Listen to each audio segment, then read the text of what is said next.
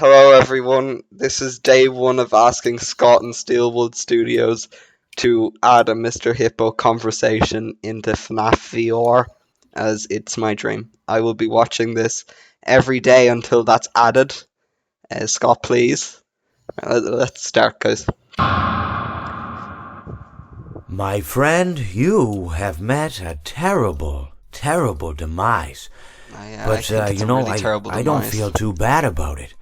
After all, if it weren't from me, it would have just been Also, from my someone friend Quinn's else, in you the call. know? Quinn, say hello. I guess what I'm trying to say is life goes on.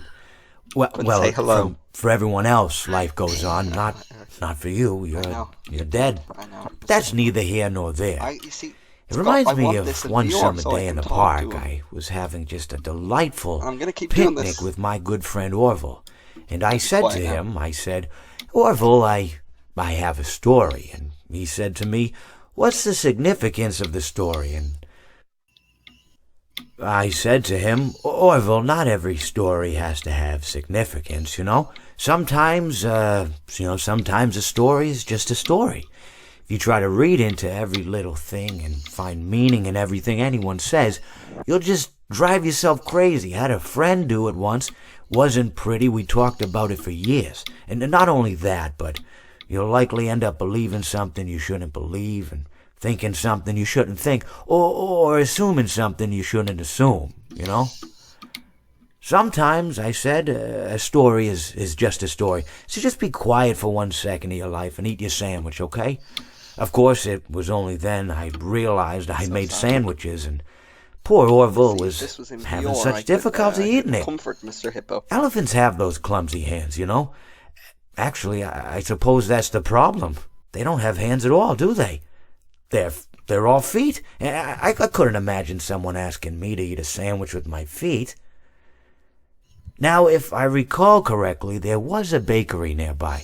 I said to him, Orville, let me go get you some rye bread. Yes, rye bread. Now, I'm unsure if elephants enjoy rye bread, but I assure you that Orville does. Now, this was on a Tuesday, which was good because rye bread was always fresh on Tuesday. They made sourdough bread on Monday and threw it out Wednesday, or rather they sold it at a discount for people wanting to feed the ducks, and then probably at the end of the day, finally they threw it all out. I don't recall. I do remember a man who would bring his son to the bakery every Wednesday and then go feed the ducks.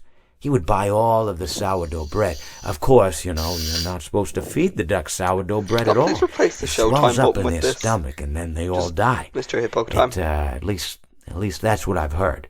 I never saw any ducks die myself, but I did notice a substantial decrease in the duck population over the course of a few years. I just never thought to stop the man and tell him that he was killing the ducks by feeding them sourdough bread.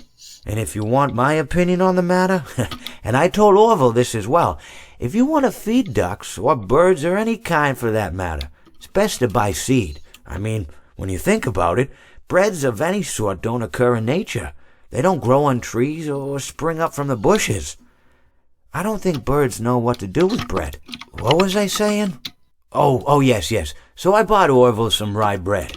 What a fine day it was. That was day one of watching Mr. Hippo until Scott adds a conversation with Mr. Hippo in VR. Thanks for watching. We'll be doing this until he does it.